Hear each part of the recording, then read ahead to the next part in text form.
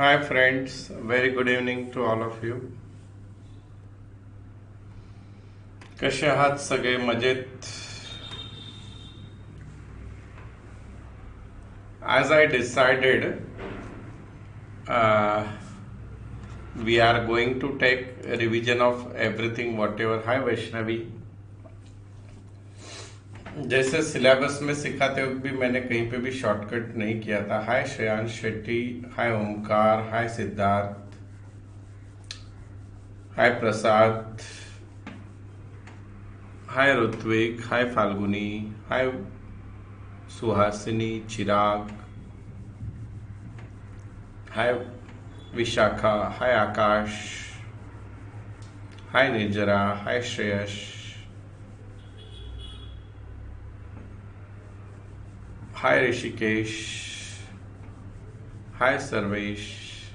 चला, mainly सिलेबसमध्ये total आपल्याला जेवढे टॉपिक शिकायचे आहेत आपण सगळ्यांचा रिव्हिजन घेणार आहोत. रिव्हिजन घेताना रिव्हिजन असं समजून शिकवलं जाईल की लाईक नथिंग वॉज टॉट बिफोर. पहिल्याचं तुम्हाला कोरोनामुळे 2020मध्ये जे शिकवलं ते सगळं तुम्ही विसरून गेलात आणि त्यामुळे काय की हाय धनश्री, त्यामुळे आपण सगळं परत शिकतो. ठीक आहे. आणि टॉपिक कोणता ऑप्शनला ठेवायचा आहे, कोणता करायचा आहे ती तुमची choice. But I am going to take revision of everything. ठीक आहे. तयार आहात सगळे? Yes. Okay.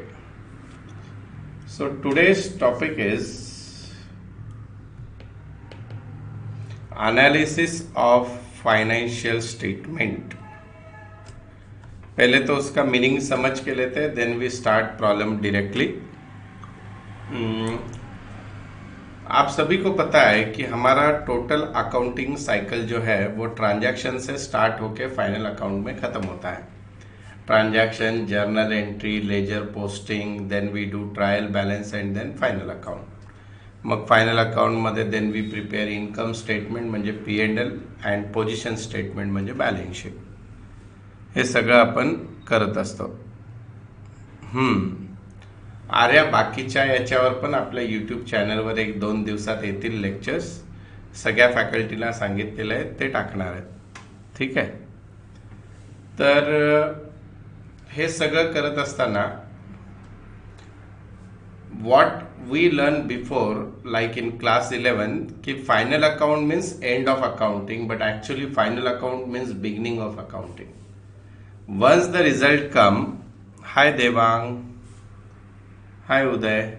So once the result come, businessman, management, company needs to find out its reasons, its analysis, its interpretation, and company's future and many more planning about the business, execution about new planning of business, success failure about the earlier planning. या सगळ्या गोष्टी कंपनीला कराव्या लागतात. मग मोठमोठे business जे असतात ते फायनल अकाउंट होताच त्याचा अभ्यास सुरुवात करतात वेगवेगळ्या पद्धतीने. 2 वर्षाच्या P&L ला कम्पेअर करतात, 2 वर्षाच्या ट्रेडिंग अकाउंटला कम्पेअर करतात, 2 वर्षाच्या बॅलन्स शीटला कम्पेअर करतात किंवा या सगळ्यांना एकत्र कम्पेअर करतात. That is called analysis of financial statement. Financial statement means trading, P&L account and balance sheet. आणि त्यांचा नीट अभ्यास केला जातो आणि त्यावरून ते जे काही आहेत ते रिझल्ट्स काढतात and they understood the future of the company. कंपनीचा फ्युचर काय तो त्यांना कळतो. मग ॲक्च्युअलमध्ये जे आपण हे ॲनालिसिस, इंटरप्रिटेशन हा भाग जो म्हणतोय मित्रांनो, it is not related to accounts. Actually हा अकाउंटशी रिलेटेड नाही आहे. हां, मग तुम्ही तर अकाउंट शिकवतायत. This is a different science called as management accounting. काय नाव आहे याचं? मॅनेजमेंट अकाउंटिंगमध्ये हे येतं. फक्त CBSE आणि महाराष्ट्र बोर्डाचा सिलेबस सिमिलर राहावा म्हणून तुम्हाला ओझरत असं दिलेलं आहे, analysis of financial statement. So to analyze financial statement there are 3 methods. Total 3 methods आहेत मित्रांनो. मी एवढं का शिकवतोय परत तुम्हाला, याचा तर आपला यूट्यूबवर पण लेक्चर आहे, फ्री फॉर ऑल. तुम्ही कधी बघितला, वेळ मिळाला तर नक्की बघा. बट याची थेरी पण येऊ शकते, ऑब्जेक्टिव्ह क्वेश्चन पण 2 मार्काला येतात, म्हणून मी थेरी परत सांगतोय मित्रांनो.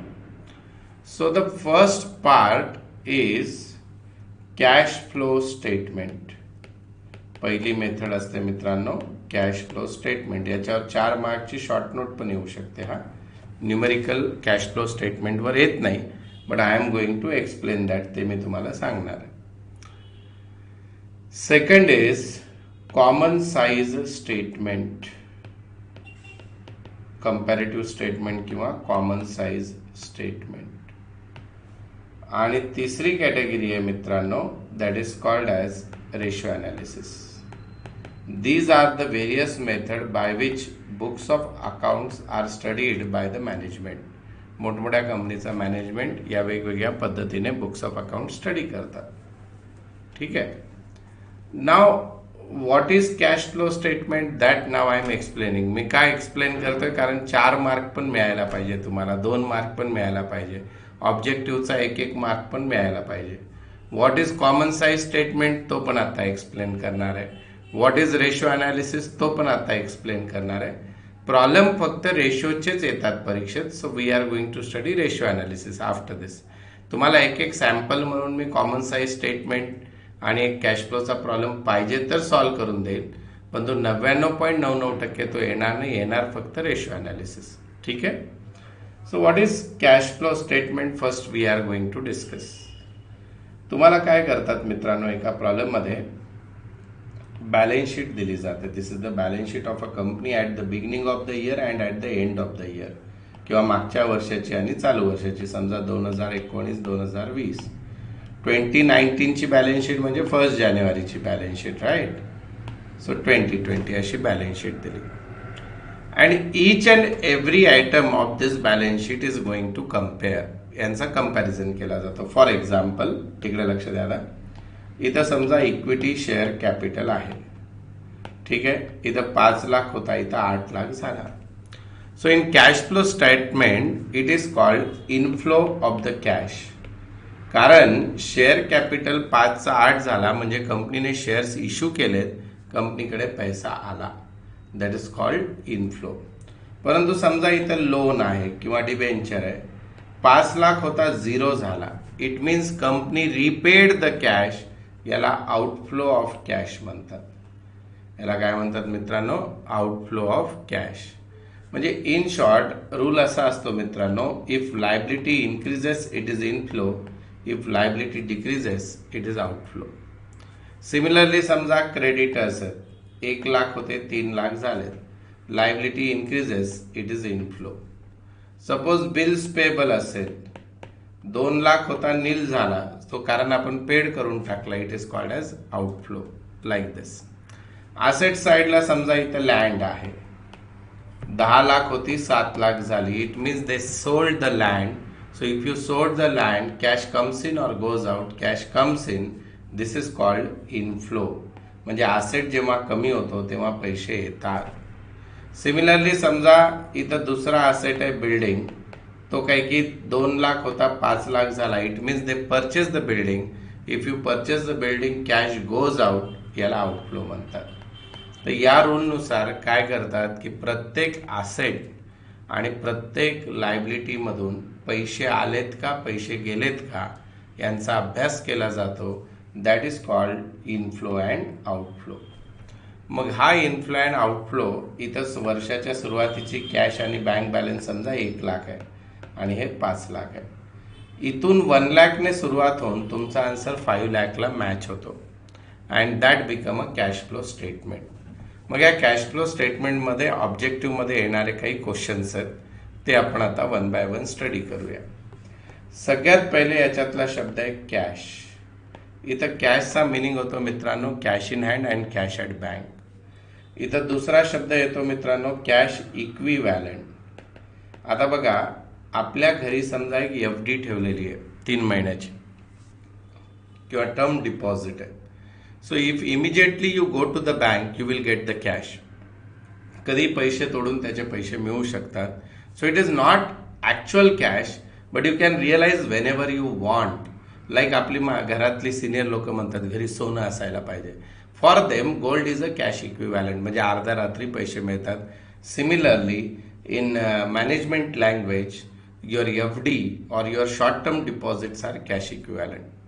मग कोणत्याही ॲक्टिव्हिटीमधून पैसे आलेत की त्याला इनफ्लो म्हणायचं, पैसे गेलेत की त्याला आउटफ्लो म्हणतात पोरांनो. What is it called? Outflow. Then आता हे इनफ्लोज अँड आउटफ्लोजच्या 3 टाईपच्या ॲक्टिव्हिटीज असतात. याच्यावर पण शॉर्ट नोट वेगळी येऊ शकते. एक असते पोरांनो फायनान्शियल ॲक्टिव्हिटीज. काय नाव आहे? Financial activities. दुसरं नाव आहे मित्रांनो, एनीबडी नोज? आहे कोणाला लक्षात? किसी को याद है? Second is called investing activities and third one is called, anybody knows that? Third one माहिती आहे का कोणती असते? Third one is called as third one financial investing नाही, ॲडमिन वगैरे नाही. गया काय चालू आहे? हे भगवान, अफाट अभ्यास केलाय गाढवांनो. Operating activities. Third one is called operating activities. These are the 3 activities.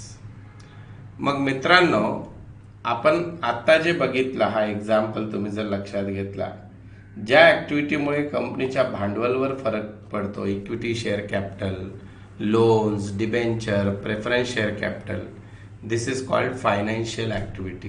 याला कोणती ॲक्टिव्हिटी म्हणतात? Financial activity. ज्या ॲक्टिव्हिटीमध्ये असेट लायबिलिटी कमी जास्त होतात, fix asset, land, building, plant, machinery, that is called which activity? Financial activity, investment activity. आणि current asset आणि current liability, जसं क्रेडिटर्स आहे, बिल्स पेबल आहे, डेटर्स असतील, स्टॉक असेल, that come under operating activity. मग यांचा इनफ्लो आणि आउटफ्लो नेट काढतात. समजा इकडे लक्ष द्या, फायनान्शियल ॲक्टिव्हिटीचा इनफ्लो 5 लाख आहे, आउटफ्लो 3 आहे, म्हणजे नेट 2 लाख झाला. इन्व्हेस्टिंग ॲक्टिव्हिटीचा समजा इनफ्लो 3 लाख आहे, आउटफ्लो 4 लाख आहे, त्याचा -1 झाला. ऑपरेटिंग ॲक्टिव्हिटीचा समजा इनफ्लो 7 आहे, आउटफ्लो काहीतरी याचा पण 5 लाख आहे समजा, तर 2 झाला. मग याचा नेट रिझल्ट आला 3 लाख. या बिझनेसचा इनफ्लो किती झाला? 3 लाख. 2 - 1 आणि 2 म्हणजे 3. समजा वर्षाच्या सुरुवातीला यांच्याकडे 1 लाख कॅश होती. किती होती? 1. आणि ही नेट ॲक्टिव्हिटीचा रिझल्ट 3 आहे, तर वर्षाच्या शेवटी 100% 4 लाख राहायला पाहिजे. अशा प्रकारे कॅश फ्लो स्टेटमेंट बनवतात. तुम्हाला जर कॅश फ्लो स्टेटमेंट बनवून पाहिजे असेल, एखादा एक्झाम्पल बघा, इकडे लक्ष द्या, आय विल शो यू. असं मी सांगितलंच आहे की तुम्हाला सगळंच एक्सप्लेन करणार आहे. Income statement, balance sheet, comparative balance sheet.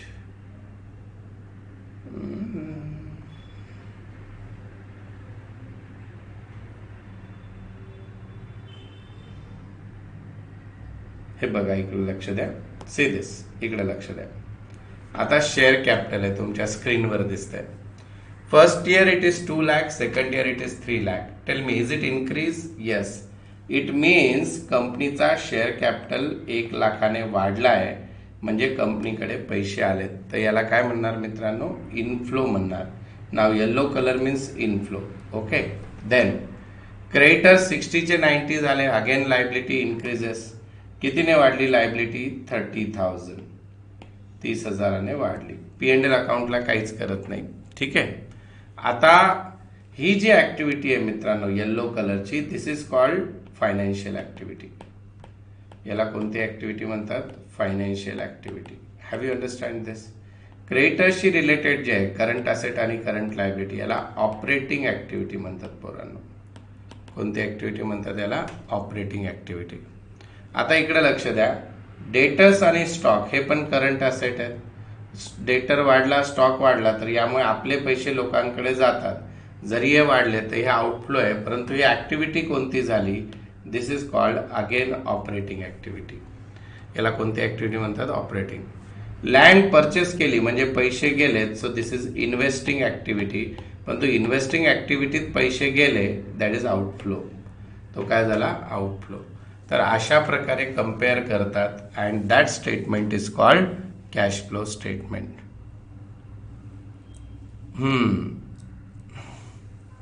Yes बेटा, अंकिता, जानेवारीमध्ये जी आता परीक्षा होणार आहे 20 मार्काची, त्यामध्ये जनरली बिल ऑफ एक्सचेंजचा फॉर्मॅट विचारतील आणि हे रेशोचे पण काही प्रॉब्लेम येऊ शकतील. कॉलेज टू कॉलेज चेंज होईल, पण तो बिल ऑफ एक्सचेंजचा फॉर्मॅट कंपल्सरी येईल 5 ते 10 मार्काला. ठीक आहे, आणि हे रेशोचे क्वेश्चन येणार आहेत आता. सो अशा प्रकारे याच्यावर न्यूमरिकल येणार नाही मित्रांनो, पण तो जस्ट तुम्हाला समजावं म्हणून या ऍक्टिव्हिटी सांगितलेल्या आहे. नाही, stock is a current asset मंथन, म्हणून ती ऑपरेटिंग ऍक्टिव्हिटी आहे. Stock, debtors, creditors, bills payable ह्या ऑपरेटिंग ऍक्टिव्हिटी आहे. ठीक आहे. आता सेकंड मेथड असते पोरांनो, त्याचं नाव आहे, कुठे गेलं रे बाबा, that is called as common size statement. Common size स्टेटमेंटमध्ये काय करतात, आपली जी बॅलन्स शीट असते, आपला जो P&L असतो त्याला पर्सेंटेजमध्ये कन्वर्ट करतात कम्पेअर करण्यासाठी. That is called as common size statement. आता बघा, काही जण तुमच्यापैकी 10वी ICSE आणि CBSEतून झाले, त्यांचे जे मार्क्स आहेत ते ग्रेडमध्ये होते. मग त्या ग्रेड्सच्या मार्काला महाराष्ट्र बोर्डाने मार्क्समध्ये कन्वर्ट केलं आणि मग त्यांचा मेरिट लिस्ट तुमच्या मेरिट लिस्टला मॅच होण्यासाठी तुमच्या ऑलरेडी नंबर्समध्ये होते. Then only comparison is possible. Similarly in business काय करतात की पर्सेंटेजमध्ये व्हॅल्यूज कन्वर्ट करतात आणि त्यांचा कंपॅरिझन करतात. That is called as common size statement. एक एक्झाम्पल जर बघायचं असेल, तुम्हाला इथं दाखवतो, बघा लगेच काय. लाईक सपोज हे दिलेलं आहे बघा, फिक्स असेट, शेअर कॅपिटल. आता ही बॅलन्स शीट दिलेली आहे तुम्हाला आहे, आणि याला जर का मला कंपॅरेटिव्ह बॅलन्स शीट बनवायची असेल तर काय करतात पोरांनो, या 1 लाख, आता याला कॅल्क्युलेटर अलाउड नसल्यामुळे बनवता येणार नाही, 1,48,000ला 100% धरतात, तर 120ला किती आणि 28ला किती त्यांचे पर्सेंटेज. एक ॲझम्पशन बेस सांगतो, समजा इथं 100% आहे, इथं काहीतरी 85 आला, इथं 15 आला, असं याला कन्वर्ट करतात. सिमिलरली समजा 177 साठी 100 आहे, 150 साठी किती, तो काढला काहीतरी 80 आला, हा आला 20. मग आता याचा कंपॅरिझन केला त्यांनी की बाबा फिक्स असेट आपले 80 अमाऊंट बघायला गेलं तर 1,100 लाख झाले, पण तो ॲक्च्युअलमध्ये ते चुकीचं आहे. Fix asset was 85%, now 80%, it means they decrease. किंवा करंट असेट 28 वरून 27 झाले, तर असं वाटलं की क्रेडिटर्स जे आहेत, करंट असेट जे आहेत ते कमी झालेत, पण तो ॲक्च्युअलमध्ये ते 15 पासून 20% झालेत. Just a example. तर दिलेल्या ज्या व्हॅल्यूज असतात that they convert in two numbers, that is called as common size statement. याच्यावर पण प्रॉब्लेम येत नाही. तर प्रॉब्लेम कशावर येतो, आता तो पार्ट मी सुरुवात करतोय. That is called ratio analysis. रेशोची डेफिनेशन काय आहे, रेशो का शिकतात, रेशोचे टाइप्स कोणकोणते आहेत, सगळं आता सांगणार आहे. आत्तापर्यंत जरी झोपेत असाल तरी चालेल, पण तो हा प्रॉब्लेम आत्ता तुम्हाला 20 मार्काच्या एक्झाममध्ये पण येईल, फायनल एक्झाममध्ये पण 4 किंवा 8 मार्काला येईल मित्रांनो. Ratio analysis. What is ratio? Ratio is a mathematical expression which shows relationship between 2 or more variables which are connected with each other. Ratio काय? मॅथमॅटिकल एक्सप्रेशन आहे. काय दाखवतं ते? रिलेशनशिप दाखवतं. कशाबद्दल? 2 or more व्हेरिएबल्स. म्हणजे समजा रेशो कधी पण असं नाही काढत एखाद्याचं वजन किती आणि त्याची बुद्धी किती, असं रेशो नाही निघू शकत. एखाद्याला टोटल मार्क्स किती आणि ऑप्टेंड मार्क्स किती यांचा रेशो निघू शकतो. रेशोचा उपयोग काय होतो? It gives you concise information. म्हणजे कंपनीचे टर्नओव्हर 100 कोटी 200 कोटी आणि तुम्हाला कळतच नाही, 2 कंपनी आहे, एकाचा टर्नओव्हर 10 कोटी दुसऱ्याचा 200, अफाट फरक आहे, but may be 10 crore company is more better. मग ते काढण्यासाठी रेशो अनालिसिस वापरतात. रेशिओज मित्रांनो 3 प्रकारे एक्सप्रेस होतात. पर्सेंटेज, प्रपोर्शन म्हणजे 2 टिंब किंवा टाइम्स. जनरली प्रॉफिटॅबिलिटी रेशोज जे आहेत ते पर्सेंटेजमध्ये येतात. Financial ratios like current ratio वगैरे ते प्रपोर्शनमध्ये येतात. आणि turnover ratio, stock turnover ratio वगैरे ते टाइम्समध्ये येतात. आपल्या रेशोचे 3 टाईप आहेत बेसिकली. पहिला टाईप आहे प्रॉफिटॅबिलिटी रेशो. 4 आहे ॲक्च्युली प्रॉफिटॅबिलिटी रेशो. म्हणजे काय? Suppose you are a investor and you want to check how the company is going to give you returns, तर तुम्ही त्या कंपनीचे प्रॉफिटॅबिलिटी रेशो काढतात, जसं GP ratio, NP ratio, these are the profitability ratio. But if you are concern with company's efficiency, कंपनीची लोक कशा चांगल्या प्रकारे काम करतायत का, मग आपण टर्नओव्हर रेशोज काढतो, they are called efficiency ratio. तिसरी कॅटेगरी आहे मित्रांनो फायनान्शियल रेशोज. फायनान्शियल रेशोज म्हणजे कंपनीचा फ्युचर, एक वर्षात काय होईल, म्हणजे शॉर्ट टर्म. तुम्ही ज्योतिषकडे गेलात, हात दाखवलं, विचारलं 12वी पास का नापास, म्हटलं जा नापास. So this is short term goal. मग म्हटलं अहो मरणार का जगणार, किती वर्ष जगणार, लग्न केव्हा होणार, नोकरी मिळणार का, this is long term financial ratios. And the last one, fourth category of the ratio is leverage ratio. लिव्हरेजचा मिनिंग होतो इन्फ्लुएन्स. त्या कंपनीवर कशाचा जास्त प्रभाव आहे, बाहेरच्या लोकांचा, म्हणजे कर्ज जास्त घेतलं तर बाहेरच्या लोकांचा किंवा ओनरचा, that is called leverage ratio. मित्रांनो हा लेक्चर यूट्यूबवर पण आहे, नक्की चांगलं बघा, आणखी आवडेल तुम्हाला. आज जो आहे मित्रांनो, आपण जो रेशो शिकणार आहोत, ज्याच्यावर आजचे प्रॉब्लेम आहे, त्या रेशोचं नाव आहे मित्रांनो करंट रेशो. याच्यावर शॉर्ट नोट पण येऊ शकते, प्रॉब्लेम पण येऊ शकतो. If you want to see the future of the company in coming 1 year, एका वर्षात कंपनी काय दिवे लावणार आहे, हे जर तुम्हाला कॅल्क्युलेट करायचं असेल, then we calculate current ratio. Okay okay बेटा, यस यस यस कर सकता हूं बेटा. एक साल के अंदर कंपनी की क्या पोजीशन होगी, अगर आपको वो ढूंढ के निकालना है तो हम लोग करंट रेशो कैलकुलेट करते हैं. करंट रेशो का जो फॉर्मूला है वो काफी आसान है. It's current asset divided by current liability. Current asset divided by current liability. इस रेशो के बारे में ऐसे बताया जाता है कि ये हमेशा 2:1 रहना चाहिए. It means your current asset must be twice of your current liability. यानी आपके अगर करंट लायबिलिटी 1 लाख है तो आपके करंट एसेट 2 लाख होने चाहिए. This is the standard ratio expected in the market. अब आप मुझे बताओ कि करंट एसेट में क्या क्या लोगे, करंट एसेट मध्ये काय काय येतं, बोला बोलिए. करंट एसेट में क्या क्या आता है, which are the current asset,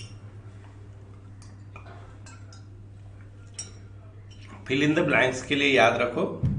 current ratios are also called as working capital ratio. Very good. Cash, BR, debtors और कॉपी पेस्ट और stock. Very good. Anything else. Creditors, current asset मध्ये creditors, Deep Deep Deep, बच्चे मारेगा क्या मुझे, prepaid expenses, yes Chirag, very good. So these are the current asset. Very good. Loose tool also current asset, short term investment also current asset. Yes yes. Which are the current liabilities, which are the current liabilities, बोलो current liabilities कौन कौन से है, current liabilities कौन कौन से. Very good. Creditors, bills payable और creditors, bills payable और बँक ओव्हरड्राफ्ट. Very good. आणखी आणखी बोला पोरांनो. Short term loans. ओके. आणखी outstanding expenses. Very good very good. So these are our current liabilities. हा रेशो काढायला आणि याची शॉर्ट नोट लिहायला 4 yes. Income received in advance. Very good very good बेटा. आपल्याला 4 मार्क मिळतात, एवढा चिल्लर प्रॉब्लेम येतो.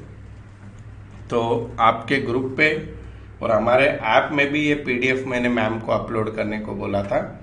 तो अगर आपको चाहिए तो कॉमन साइज स्टेटमेंट वगैरह का एक एक प्रॉब्लम मैं ले सकता हूं आगे.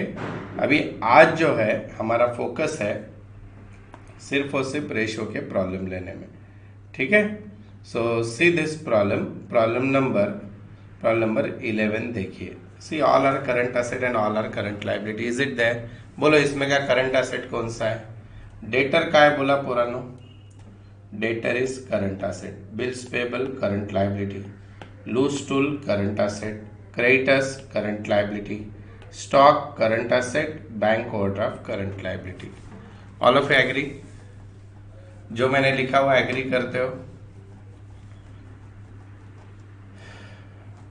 डेटर current asset, bills payable current liability, loose tool current asset, creditor current liability, stock current asset, bank overdraft. तब असला प्रश्न पोरांनो 4 मार्काला येतो. तो अब आपको इसका आंसर निकालना है. देखिए कैसे निकालोगे.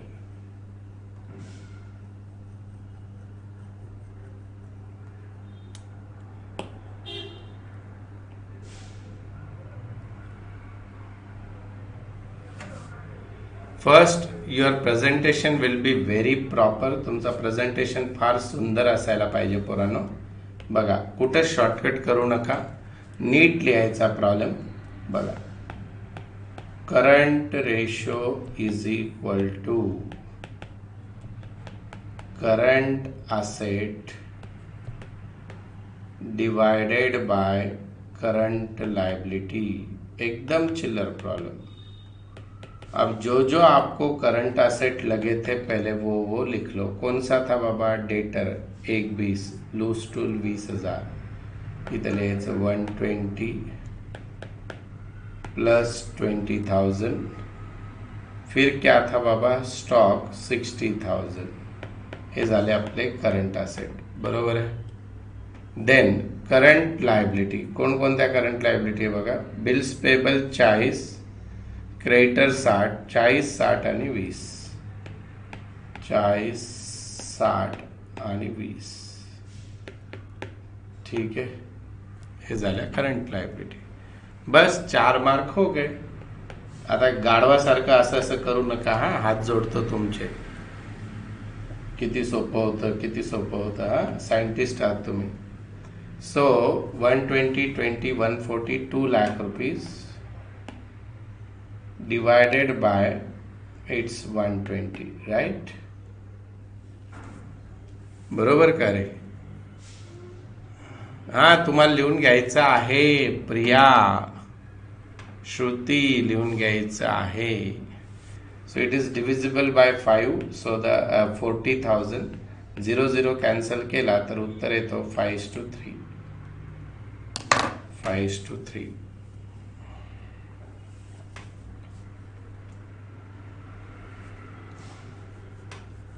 लिहून घ्या. प्रॉब्लेमचा नंबर टाका. क्वेश्चन दाखवू का पोरांनो? क्वेश्चन बघून घ्या जर तुम्ही डाउनलोड केलं नसेल तर ग्रुपवर. दिस इज क्वेश्चन.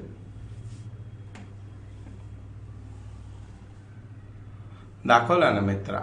एकदा क्वेश्चन दाखवला.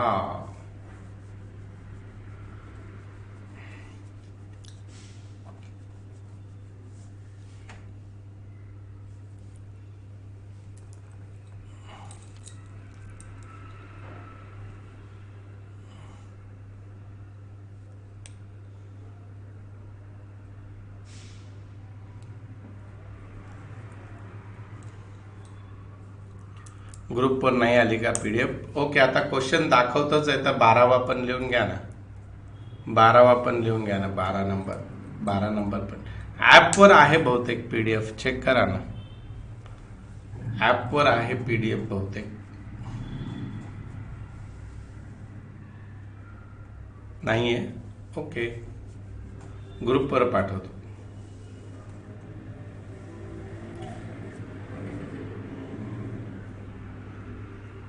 नंबर 12 पण लिहून घ्या. नंबर 12. Right 12 and 13. 12 नाही, फक्त 12 लिहा. आता सोल्युशन लिहायला घ्या. Write the solution.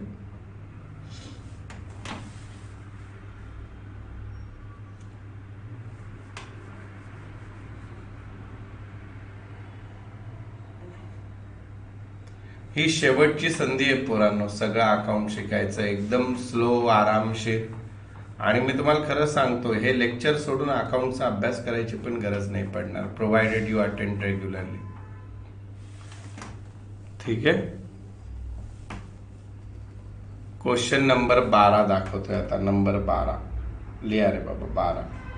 Current asset 6 lakh आहे. करंट रेशो 2:1 आहे. तर करंट लायबिलिटी किती? रिव्हर्स क्वेश्चन आहे.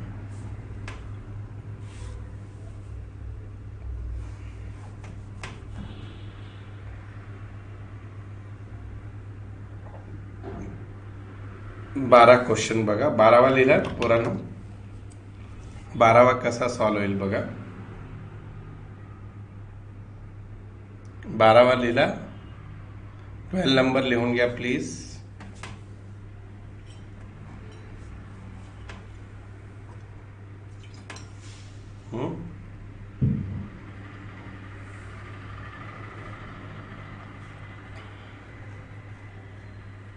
Yes, Arya, very good.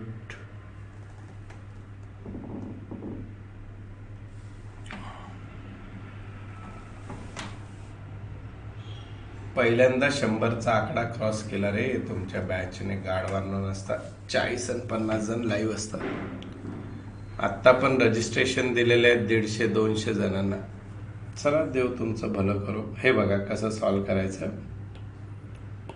हा फॉर्म्युला लिहायचा आपण. Current ratio is equal to current asset upon current liabilities. Ratio 2:1 दिलाय तर असं 2/1 लिहायचं. Current asset given to us is 6 lakh. Current liability काढायची नसतं, तिथं पण काहीतरी लिहायला गाढवासारखं, म्हणजे मॅथमॅटिक्सचा थेरम होईल RHS is equal to LHS का. मग करंट लायबिलिटी लेफ्ट हँड साईडला जाईल, 2 डिवाइड होईल. Therefore current liability is equal to 6 lakh divided by 2. So your answer will be 3 lakh. असे चिल्लर प्रॉब्लेम 4-4 मार्काला येतात.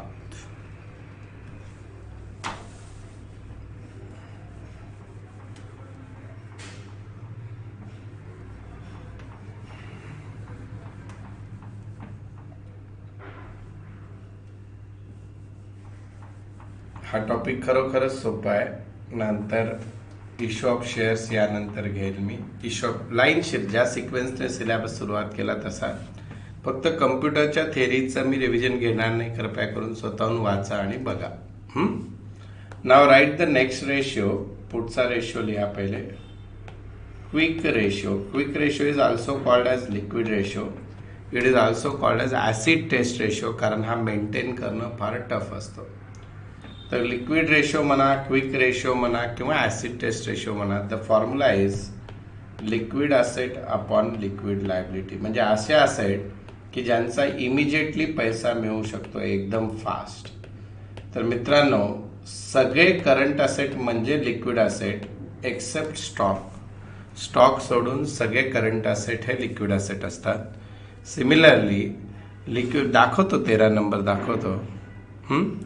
आणि काय की liquid liability means which liability. Liquid liabilities are those liabilities which are except bank overdraft. म्हणजेच काय, थोडं पुढे जाऊन इथे हे लिहून घ्यायचं.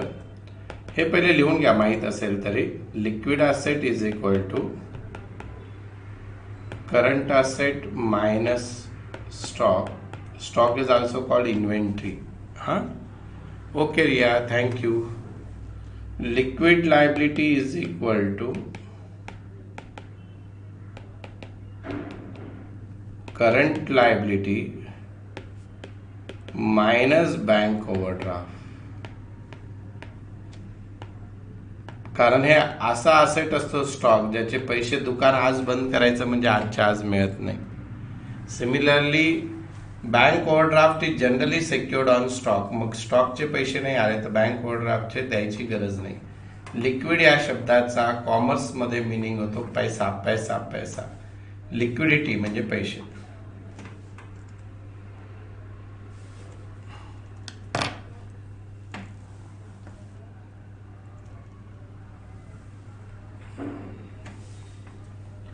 Write this formula.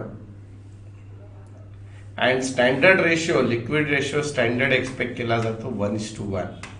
And that is again very difficult.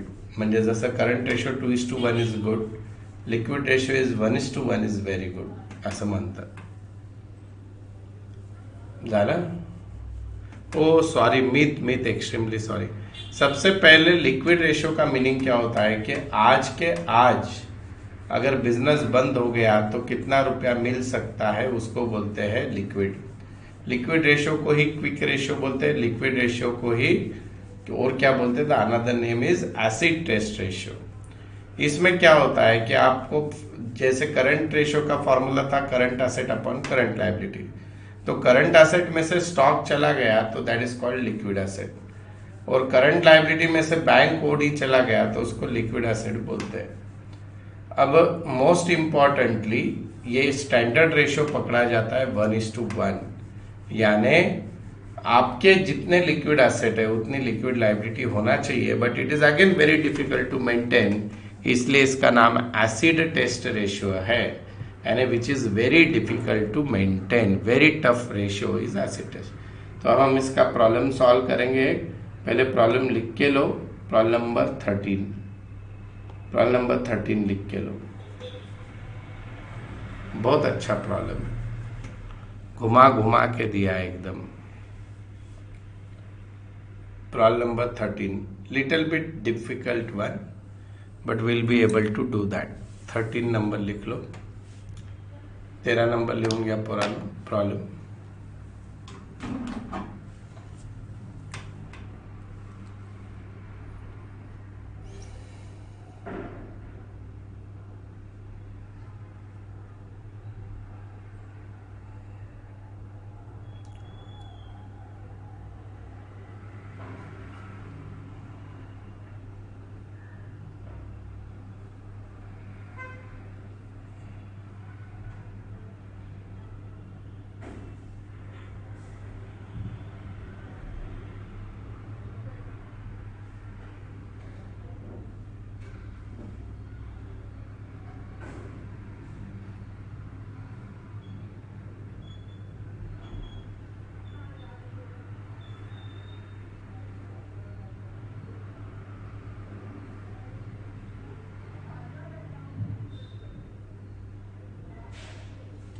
Done. Liquid quick acid test ratio म्हणजे एकच ना? यश, श्रुती, तिघांचा मिनिंग एकच.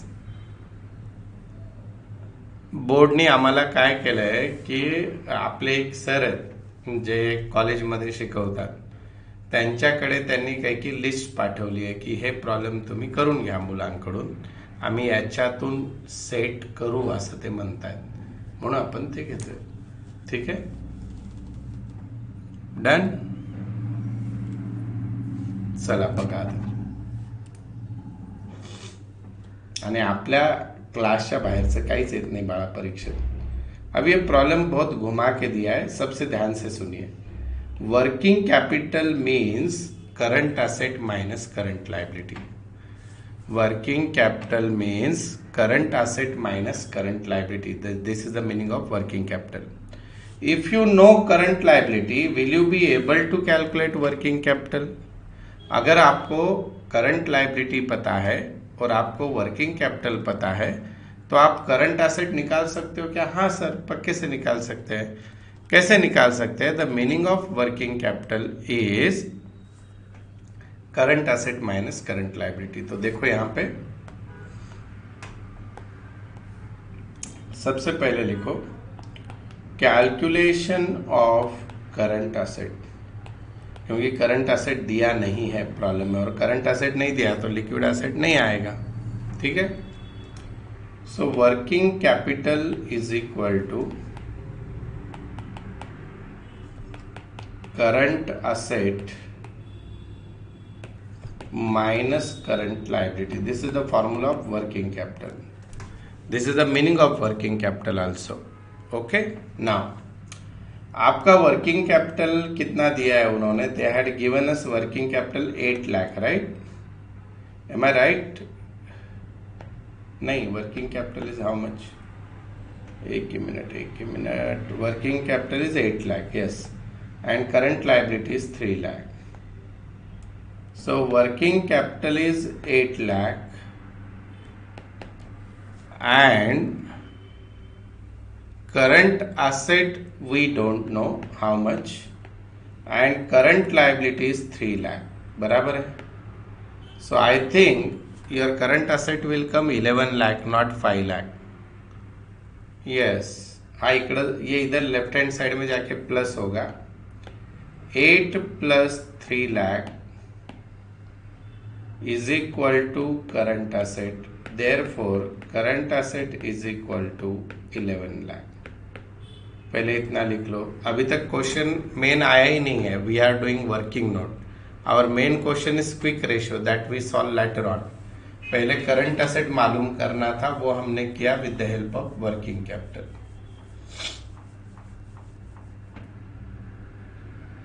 Current asset is 11 lakh. ठीक है, now what we need to do? Now the formula for quick ratio का formula क्या है? Liquid asset divided by liquid liability. ठीक है सर, ये लिख दिया यहां पे। अब आपको लिक्विड एसेट निकालने पड़ेंगे। Liquid asset is equal to current asset minus stock. Stock यानी इन्वेंट्री, इन्वेंट्री यानी stock. So current asset we did few minutes before 11 lakhs, और क्वेश्चन में आपको इन्वेंट्री दिया है, इन्वेंट्री यानी stock. How much it is given by them? Inventory is 2 lakh rupees. Inventory कितना दिया है दोस्तों? 2 लाख रुपया। सो 11 में से 2 गया, 9 लाख रुपया। How much is the liquid asset? 9 lakh rupees. Okay, then liquid liability is equal to, the formula is current liability minus bank overdraft, right? But in this problem there is no bank overdraft, so 3 lakh minus nil is equal to 3 lakh. तो आपका liquid asset आ गया 9 lakh and your liquid liability is 3 lakh. One is 9 lakh, other is 3 lakh. Okay, आप quick ratio निकालना है, very simple. यहाँ पे लिख दो 9 लाख, यहाँ पे लिख दो 3 lakh. 9 lakh divided by 3 lakh will come 3, तो उसको ऐसे लिखने का 3:1। This is the final answer, 3:1। 3:1।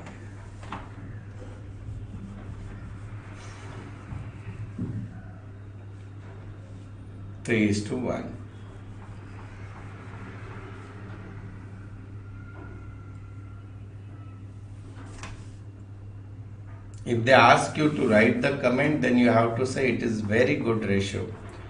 लोगों के 1:1 करने में वांदे है, या 3:1 है। वरती स्क्रॉल करू का खालती करू?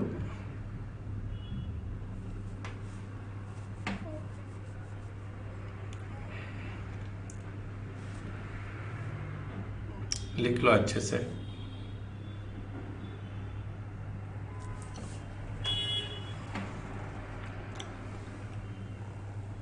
डन? Done friends? अब 3 फॉर्मूले और लिख लो and then we do the problem related to them. हा झाला सगळ्यांचा? सभी का हो गया? सब all of you done with this? Inventory म्हणजे स्टॉक। यस मित्रा, 8 मार्क्स बेटा। मित 8 मार्क के लिए आता है, 8 मार्क्स के लिए। बहुत इजी टॉपिक है ये। ठीक है, चलो। Now write gross profit ratio. Gross profit ratio, the formula is gross profit divided by sales into 100. All profitability ratios are always in percentage. Next formula is net profit ratio. This will come net profit divided by sales into 100. Net profit upon sales into 100. लिख दो।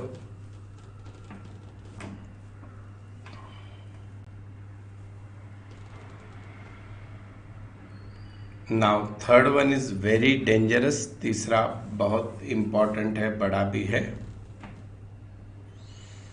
That is operating ratio.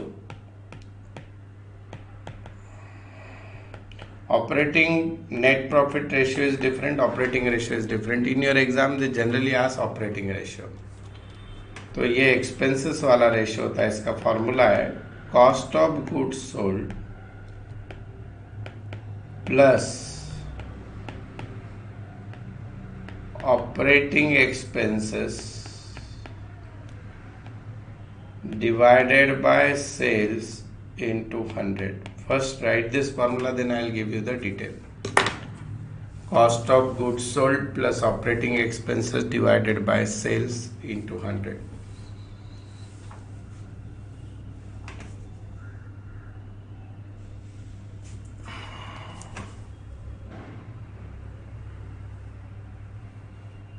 लिखा?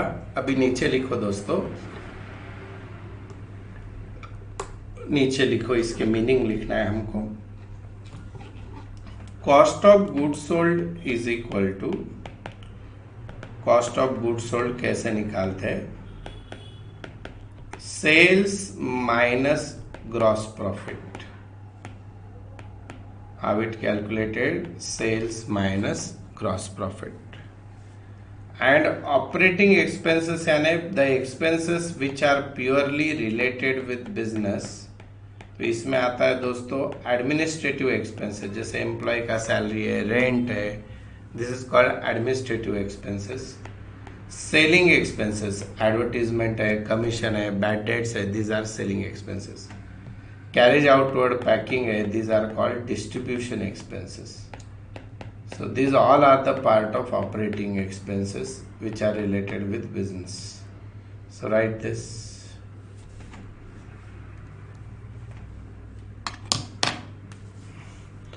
These three ratios are a profitability ratio. हे तीनही ratio कोणते आहेत? Profitability ratio.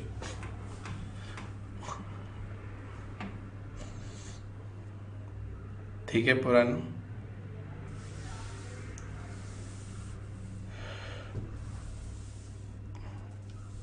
हो गया? और एक ratio लिख लो। ये हो गया क्या सभी का? Anybody left? Please let me know. सांगा कोणाचं बाकी आहे तर।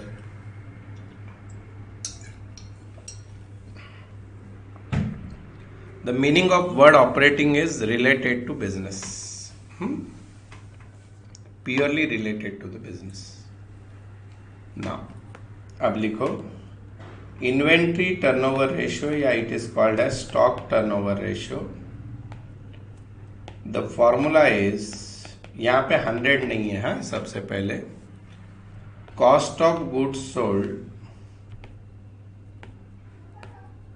डिवाइडेड बाय एवरेज स्टॉक या एवरेज इन्वेंट्री, कुछ भी बोलो,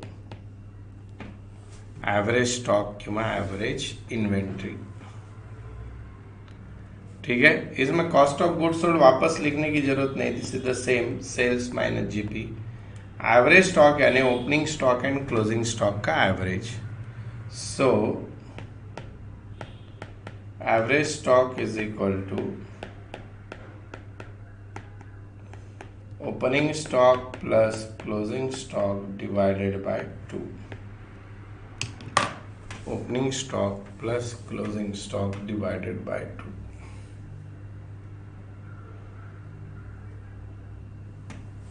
opening stock plus closing stock divided by 2। ठीक है? So tomorrow I will take the remaining problems, ये वाले हम बचे हुए कल ले लेंगे। Meanwhile you will get the copies on your group. ठीक है? Problem number 17 is for homework. Number 17 लिहून घ्या, दिस इज फॉर होमवर्क। एकदम चिल्लर प्रॉब्लेम आहे, एकदम चिल्लर। नंबर 17 किती सोपा आहे बघा। हा नाही आला तर आत्महत्या करून घ्या तुम्ही, जर आप जीने के भी लायक नहीं हो। Orally you can give the answer. Guess गया 3:1। पहला होमवर्क रिवीजन का। चलो कल मैं ईशॉप शेयर स्टार्ट करूंगा, क्योंकि ये हमारा 5-7 मिनट में खत्म हो जाएगा। Then eshop share will take 4-5 lectures. Okay friends, bye bye friends, bye.